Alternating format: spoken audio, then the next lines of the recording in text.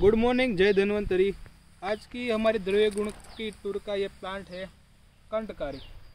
मुख्यतः 2 टाइप की कंटकारी अभी हम देख सकते हैं। एक है श्वेत पुष्पी और ये यहाँ जो है ये है नील पुष्पी। श्वेत पुष्पी जो कंटकारी है ना, आचार्य ने उसका पुष्पवन कर्म में यूज़ किया है।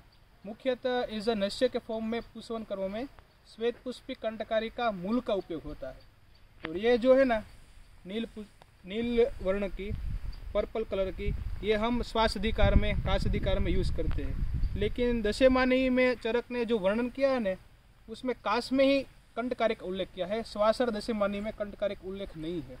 मुख्यतः वैद्य लोग जो शुष्क काश, क्रोनिक काश होता है, शुष्क काश वातज वाला, उसमें कंटकारी का घृत इस्तेमाल करते हैं।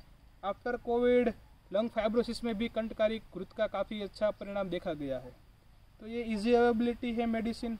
काफ़ी सारे स्टूडेंट ने भी कंटकारी देखी नहीं होती है, तो उसके लिए हम ये आज वीडियो बना रहे हैं। थैंक यू, जय धन्वंतरी।